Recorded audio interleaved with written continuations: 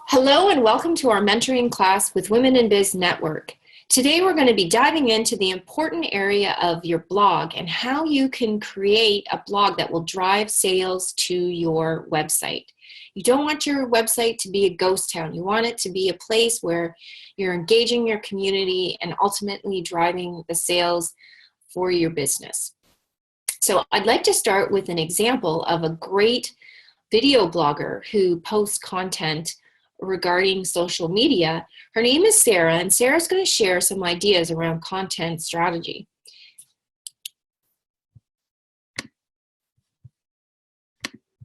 You get unstuck so you can rocket your reach and boost your brand profitably using social media.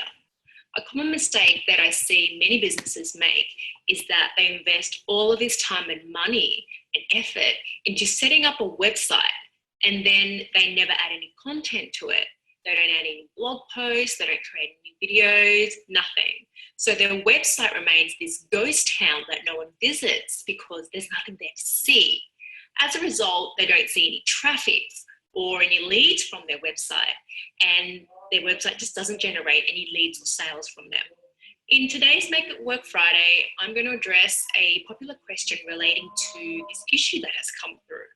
How do I create content for my website? So I'm going to talk about the 3 simple steps to getting started with creating content that converts consistently for your website and for your business. Step 1 is about creating relevant content. When creating content for your website, it's extremely important to know what your audience is searching for. Typically, people are searching for solutions online that either help them move towards a goal, such as learning how to run a marathon or how to make money online, or to help them move away from a pain, such as how to fix runner's knee or how to mend a broken heart. You need to focus on creating content that solves a problem for your potential customer that they're searching for. So how do we do this? The Google Keyword Planner is a great free tool to help you find search volume and keyword combinations to create content that is being searched for. It will generate a list of related keywords for you to sift through. You can then choose the most relevant words for your business and create content around them. You can find a link to the Google Keyword Planner below this video. Now, once you've found the topics and relevant keywords to create your content with, step 2 is to create the content. Content for your website can take many forms, from basic camera videos to blog articles to information graphics to audio interview files and much, much more. The range of mediums that you can create your content in is varied, it's massive. The important point that I need to get across here is this part is really about picking a medium that suits you. For example, I choose video as the form to create my content because I find it easier to plan a video, record it and upload it than to attempt to write a blog article. For me personally, when I try and write, I end up with blank screen syndrome, and it's way too easy for me to get distracted and not end up writing the article. The opposite may be true for you. The idea of putting your face to camera may give you heart palpitations. And if that's the case, it's okay. You don't have to use video. Writing may be the more comfortable way for you to create content. Really, it's about choosing a medium that you're comfortable with so that you do the work and not resist it as much. I do encourage you to try video because it is a great way of creating content fast. Once you've decided which medium suits you the best or which combination of mediums suit you the best, it's then time to start creating your content. I find that it really helps if you create a content calendar so you plan in advance what content you are going to release weekly. You can either create your content in batches, which I recommend, or weekly if that suits you better. Either way, make a commitment to releasing your content weekly and work around how you want to do that. Step 3, once you've created your content, it's not enough to just post it on your blog. You need to share it across the different social media platforms. We need to do this to increase the social signals that Google and Bing use to determine your website's ranking and the relevancy of your page. Post your content to your Facebook fan page, share it on Google+, share it in the relevant Facebook groups and Google+ communities. I always recommend you also look at using Facebook page post ads as a way to give your blog posts a little bit of a boost. You don't need to spend much. You can set a budget of $10 to $20 to boost your post to thousands of Facebook users.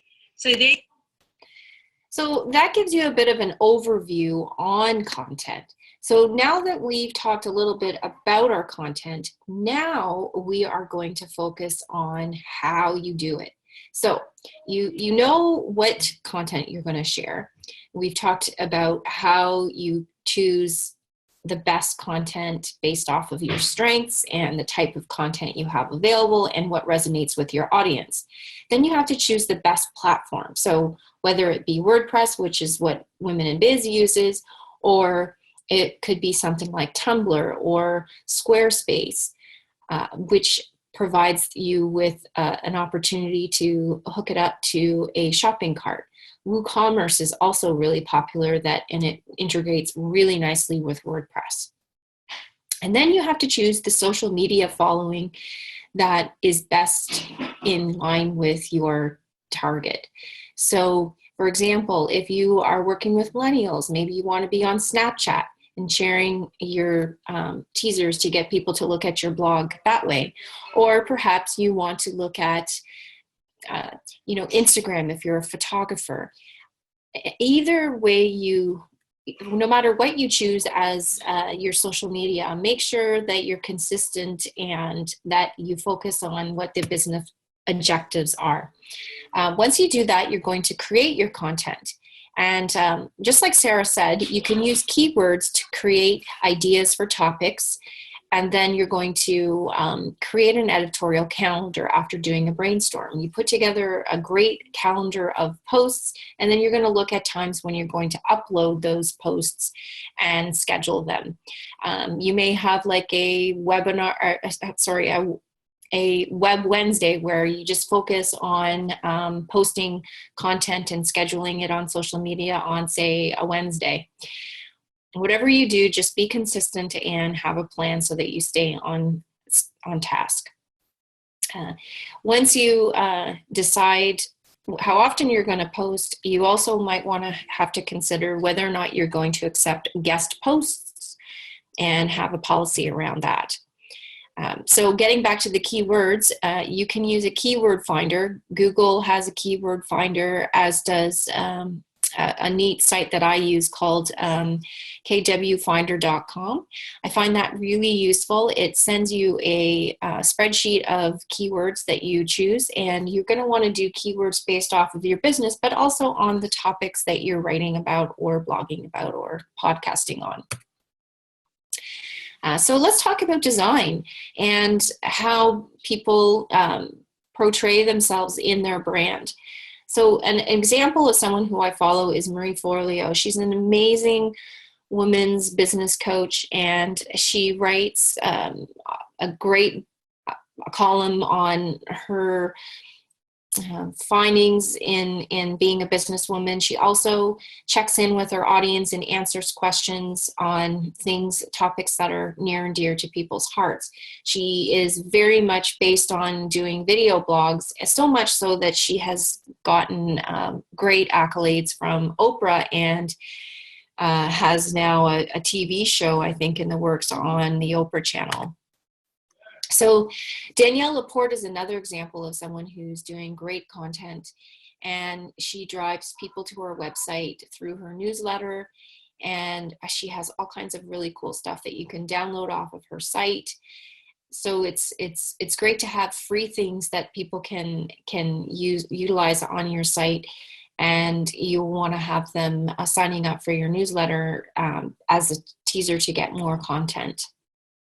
And the other person that utilizes a really neat strategy is Gary Vaynerchuk. He's an international speaker, but he has this Ask Gary feature that he lets people ask him questions and he answers them. And his personality is funny and engaging. He swears, which may turn some people off, but he is definitely a personality and someone that people either love or hate.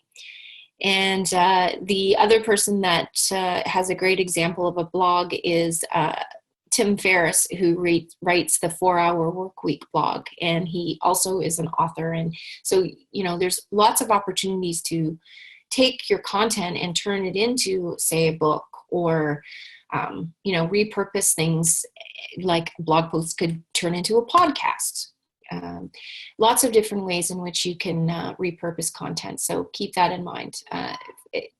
Formats where you can post content. For example, LinkedIn has a blog feature, so you could reshare your content from your blog on the LinkedIn's blog format as well.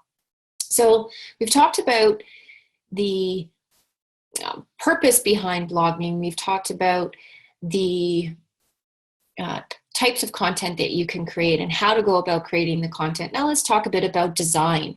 So there's different platforms that you can use. There's WordPress, there's Squarespace, there's WooCommerce, there's Blogspot, there's Tumblr. If you use WordPress, then you're going to need a template. There's free templates available, but you can also purchase templates. And my favorites are StudioPress and WooThemes.